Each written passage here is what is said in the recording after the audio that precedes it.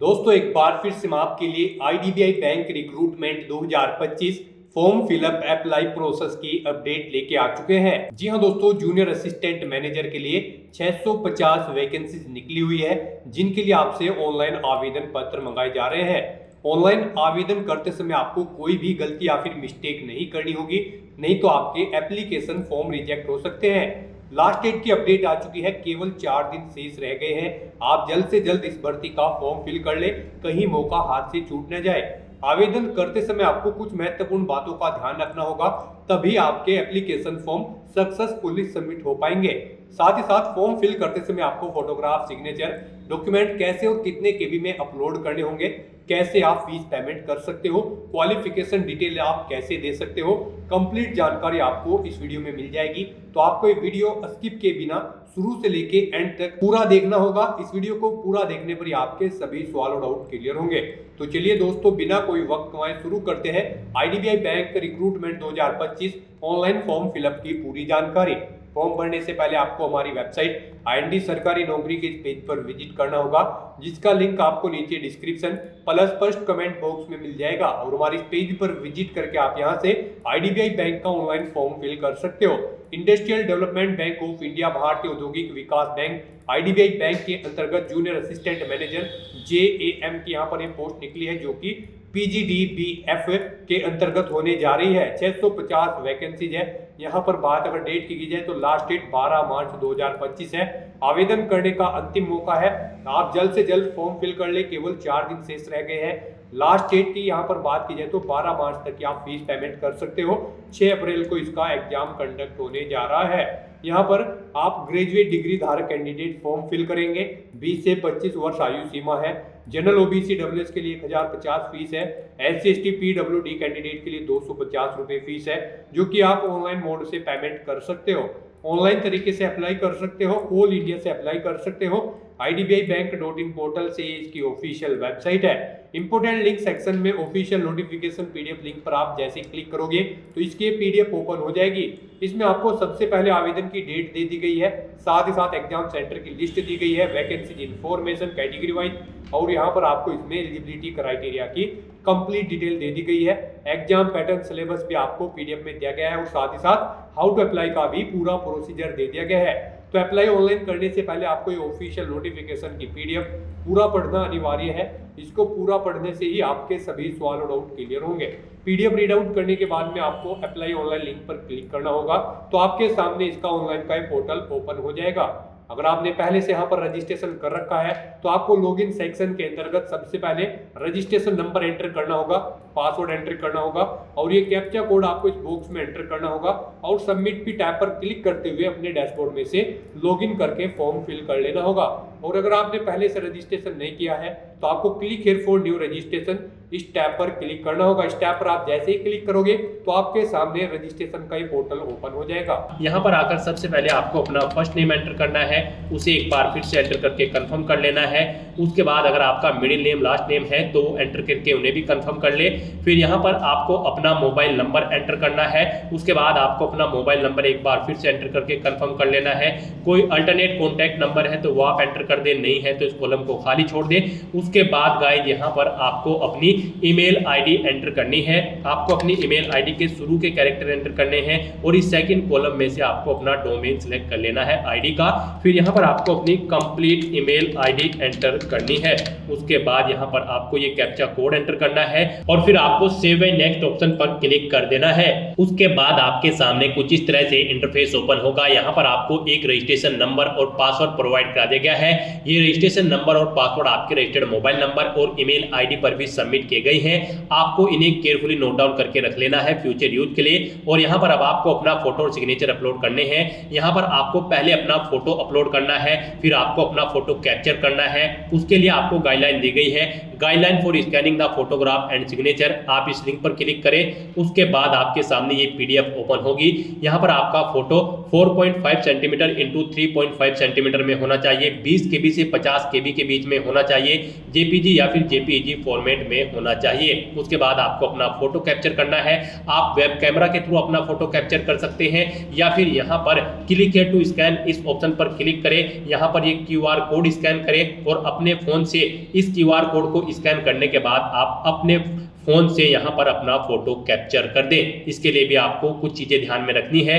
जब आप अपना फोटो यहाँ पर क्लिक करोगे, कैप्चर करोगे, तो उसका साइज छोटा नहीं होना चाहिए, कलर्ड सनग्लासेस आपके नहीं पहने हुए होने चाहिए और यहाँ पर फोटो लेते समय आप जिस जगह पर फोटो ले रहे हैं वहाँ पर प्रॉपर लाइट होनी चाहिए, नहीं तो आपका फोटो यहाँ पर रिजेक्ट कर दिया जाएगा और आपका एप्लीकेशन फॉर्म भी रिजेक्ट कर दिया जाएगा। यहाँ पर सिग्नेचर की अगर बात करें तो सिग्नेचर आपके 140x60 पिक्सल में होने चाहिए, साइज इनका 10 KB से 20 KB के बीच में होना चाहिए और JPG या फिर JPEG फॉर्मेट में आपके सिग्नेचर होने चाहिए।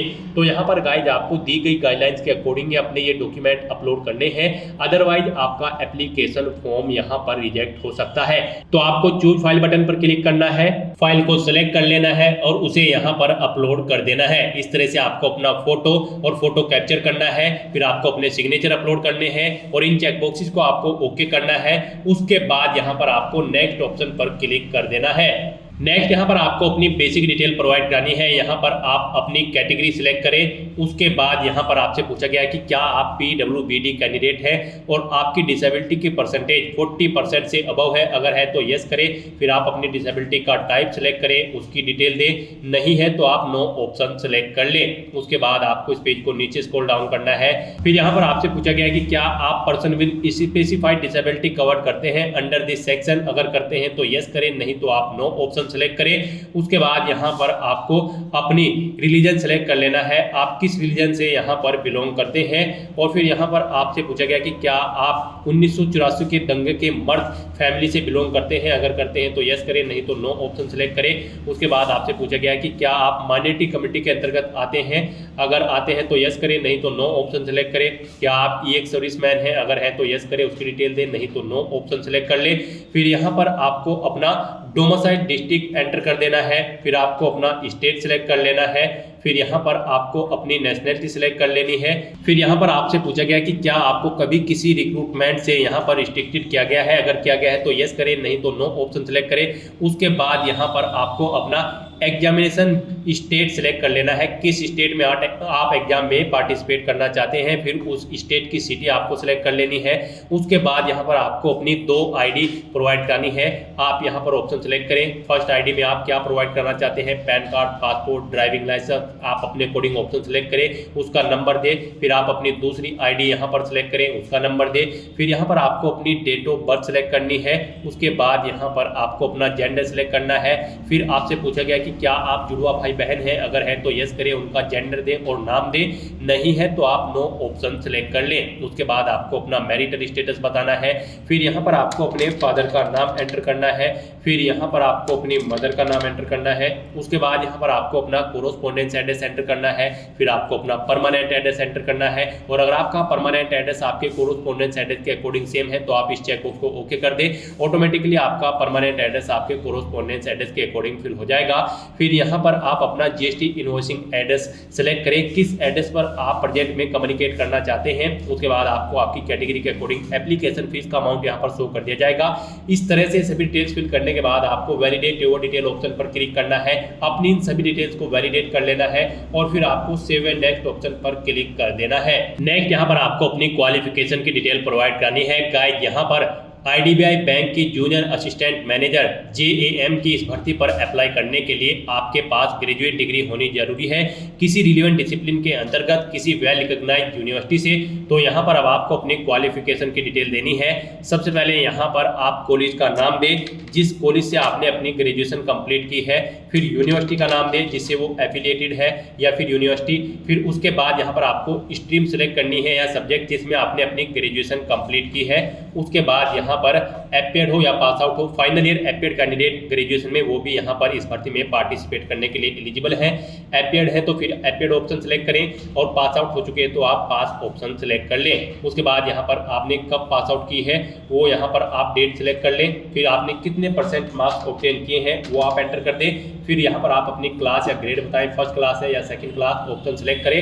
फिर यहाँ पर अगर आपने जैसे बीटेक या फिर बी की डिग्री कर रखी है तो यहाँ पर आप अपने सेमेस्टर वाइज मार्क्स की डिटेल दें, जैसे कि फर्स्ट ईयर में यहाँ पर आपने कितने मार्क्स ऑब्टेन किए हैं, फिर यहाँ पर वो एंटर करें। टोटल मार्क्स कितने थे जिसमें से ये मार्क्स आपने ऑब्टेन किए हैं वो आप एंटर करें। सेकंड सेमेस्टर में आपने कितने मार्क्स ऑब्टेन किए हैं, टोटल कितने मार्क्स थे।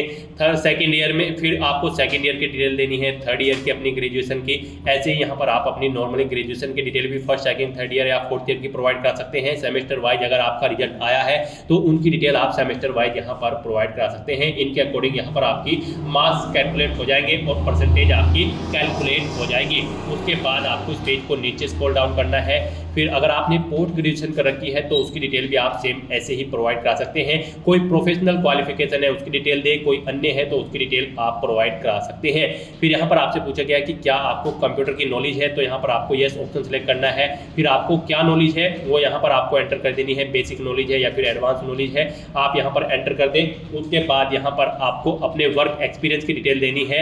अगर आपको एक्सपीरियंस है, नहीं है तो इस कॉलम को खाली छोड़ दें। एक्सपीरियंस की डिटेल अगर आपको देनी है तो यहाँ पर आप सबसे पहले अपना नाम एंटर करें, डेजिग्नेशन दें, किस डेजिग्नेशन पर आप कार्यरत थे, कब से कब तक आपने कार्य किया है यानी कि जॉब की है वो डेट आप यहाँ पर सिलेक्ट करें। नेचर ऑफ ड्यूटी दे, अगर जॉब छोड़ चुके हैं उसे छोड़ने का कारण दे। इन डेट्स के अकॉर्डिंग यहाँ पर आपके एक्सपीरियंस के डे, मंथ और ईयर कैलकुलेट होकर आ जाएंगे। आपको एक से ज्यादा जगह वर्किंग एक्सपीरियंस है तो आप ऐड मोर रो पर क्लिक करें, एक सेम रो ऐसी ही और ऐड हो जाएगी, उसमें आप अपने एक्सपीरियंस की डिटेल दे सकते हैं। फिर यहाँ पर आपको अपनी लैंग्वेज की डिटेल देनी है। यहाँ पर आपको हिंदी लैंग्वेज आनी जरूरी है, इसे रीड, राइट और स्पीक आना आपको जरूरी है। उसके बाद आप जो ओल्ड लैंग्वेज जानते हैं उनका नाम यहाँ पर एंटर करें और उनकी डिटेल दें। फिर यहाँ पर आपसे पूछा गया कि क्या आपने प्री एग्जाम ट्रेनिंग ले रखी है या फिर लेना चाहते हैं, तो यहाँ पर आपको येस या नो अपने अकॉर्डिंग ऑप्शन सेलेक्ट करना है।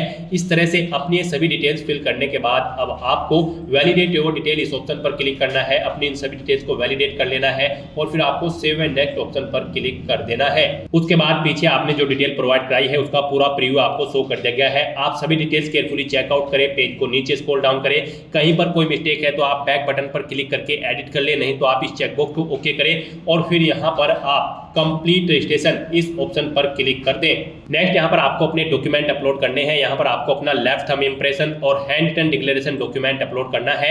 यहाँ पर इनके लिए भी आपको गाइडलाइन दी गई है, आप गाइडलाइन फॉर डॉक्यूमेंट अपलोड इस लिंक पर क्लिक करें, ये पीडीएफ ओपन होगी।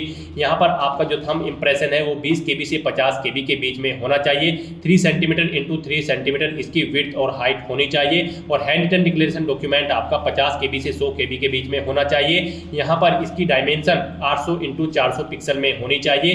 ये यहाँ पर जेपीजी या फिर जेपीईजी फॉर्मेट में आपके डॉक्यूमेंट होने चाहिए।